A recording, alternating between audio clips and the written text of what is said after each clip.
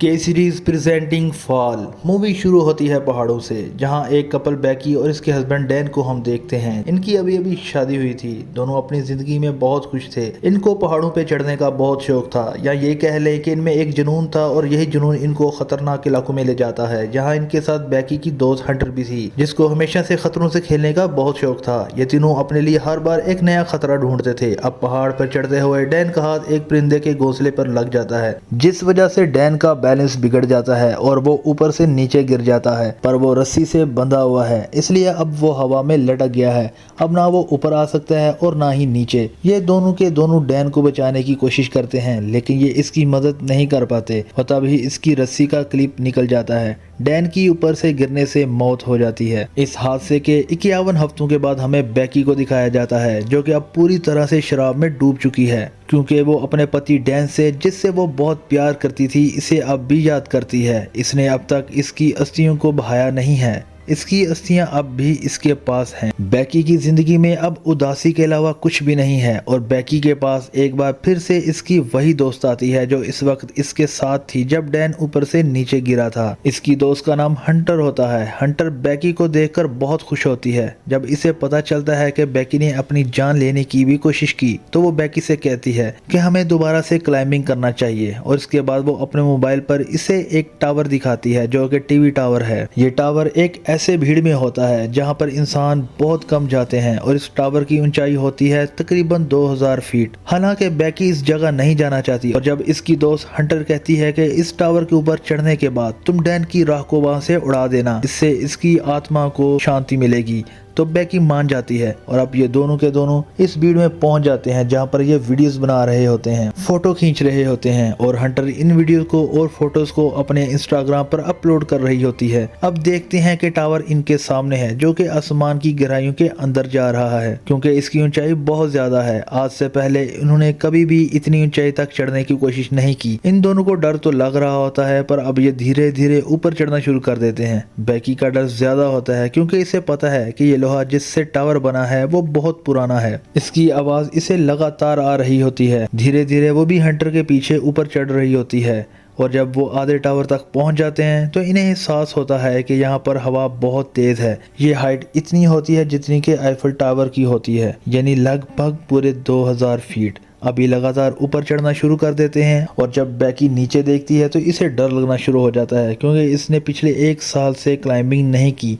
लगातार ऊपर चढ़ते हुए अभी टावर तक पहुंचने वाले होते हैं, तभी बैकी सीढ़ी पर पैर रखती है और वहां से एक स्क्रू गिर जाता है, जिसके बारे में इन्हें पता नहीं चलता। अब दोनों के दोनों 2000 फीट यानी कि टावर के ऊपर तक पहुंच चुके हैं, जहां से इन्हें दुनिया बहुत अलग दिख रही होती है। इतनी हाइट पर चढ़ने के बाद, एक टारगेट को अचीव करने के बाद, अब बैकी को बहुत अच्छा लग रहा होता है। ये दोनों के दोनों यहाँ पर एंजॉय करते हैं, बहुत सारी फोटोज क्लिक करते हैं। साथ ही हंटर, जो ड्रोन कैमरा अपने साथ यहाँ पर लाई होती है, इसे वो अपनी वीडियोस बनाती है ताकि इंस्टाग्राम पर अपलोड कर सके। ये दोनों के दोनों बहुत खुश हैं। हंटर इतनी एक्साइटेड होती है कि वो टावर से लटक जाती है और बैकी को इसकी फोटोज क्लिक करने को कहती है। इसके बाद बैकी को भी ऐसा करने को कहती है। बैकी भी इसके कहने पर ऐसा ही करती है, और अब ये दोनों के दोनों बहुत खुश हैं। इसके बाद बैकी डैन की राख को यहाँ से हवा में उड़ा देती है, जिससे इसे बहुत तसल्ली मिलती है। ये दोनों के दोनों बहुत इमोशनल हो जाते हैं, लेकिन बैकी फाइनली अब डैन को अलविदा कह चुकी है, यानी कि अब इसकी जिंदगी की एक बार फिर से शुरुआत हो गई।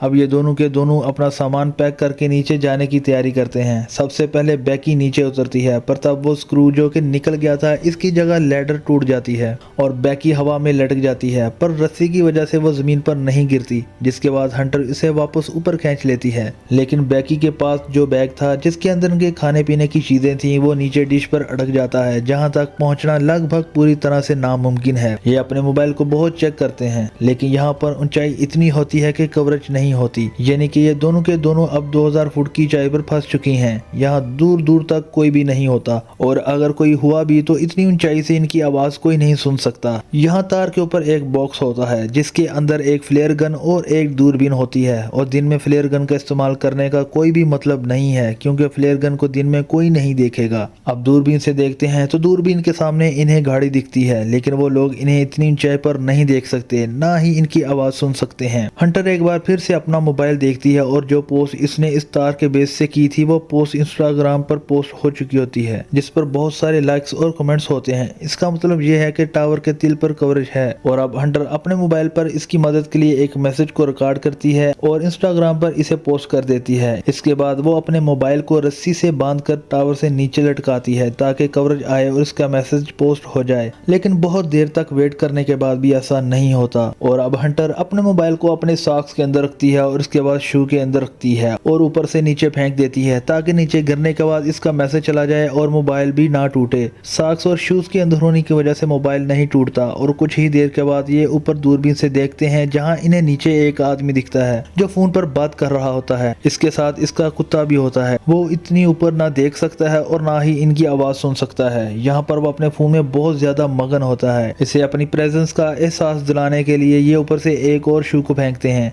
लेकिन वो शू तो देख लेता है, लेकिन इसे ऐसा लगता है कि ये पहले से यहाँ पर था और वो अपने डॉग के साथ वहाँ से जाने लगता है। हालांकि बेकी यहाँ पर फ्लेयर गन चलाने की कोशिश भी करती है, लेकिन हंटर इसे रोक देती है और कहती है कि रात होने का हमें इंतजार करना होगा। रात को वो हमारी फ्लेयर गन को देख लेंगे और अब यहाँ पर अंधेरा हो जाता है। जिसके बाद ये फ्लेयर गन चलाते हैं, साथ ही अपने मोबाइल की टॉर्च को ऑन करके अपने पास से हिलाना शुरू कर देते हैं। इनके सामने जो गाड़ी आ रही होती है जिसमें लोग कैंपिंग कर रहे होते हैं वो इन्हें देख लेते हैं, लेकिन वो इनकी मदद करने के लिए नहीं आते बल्कि इनकी गाड़ी को चुराकर यहाँ से निकल जाते हैं, जिससे दोनों के दोनों मायूस हो जाते हैं। जैसे जैसे रात होती है इन्हें नींद आना शुरू हो जाती है। ये वहाँ पर सो जाते हैं, लेकिन जगह बहुत कम है। हंटर ऊपर से गिरने वाली होती है कि बेकी इसे पकड़ देती है। तभी देखती है कि इसके पैर पर एक टैटू बना हुआ है जिस पर लिखा होता है 143। ये देखकर बेकी हैरान हो जाती है क्योंकि इसका हस्बैंड डैन इसे हमेशा कोड वर्ड में आई लव यू कहता था, यानी 143। वो समझ जाती है कि डैन के बीच में और हंटर के बीच में कुछ ना कुछ था और जब वो हंटर से पूछती है तो वो एक्सेप्ट कर लेती है। वो बेकी से माफी भी मांगती है, लेकिन बेकी अब पूरी तरह से बदल चुकी है। बेकी की नजर अब भी इस बैग पर होती है जो बैग नीचे एंटीना में यानी कि डिश पर अटका हुआ है। इसके अंदर इनका ड्रोन और खाने पीने की चीजें हैं। किसी भी कीमत पर इन्हें इस बैग को ऊपर लाना होगा। वहाँ पर सीढ़ियाँ नहीं होती, इसलिए बैग तक पहुँचना इतना आसान नहीं है। पर हंटर जो कि बहुत ही रहमदिल होती है वो रस्सी की मदद से नीचे जाना शुरू कर देती है, पर इससे पहले कि डिश तक पहुँचती रस्सी खत्म हो जाती है। हंटर जंप लगाकर डिश तक पहुंच जाती है। अब इसके पास बैग है लेकिन रस्सी इससे काफी दूर है। वो सेल्फी स्टिक की मदद से बैग को रस्सी में अटकाती है और इसके बाद खुद भी जंप मारकर रस्सी को पकड़ देती है। रस्सी से ऊपर चढ़ना इतना आसान नहीं है क्योंकि इसमें बहुत ताकत लगती है और इसके हाथ जख्मी हो रहे होते हैं, जिस वजह से रस्सी इससे छूट जाती है और वो नीचे गिर जाती है।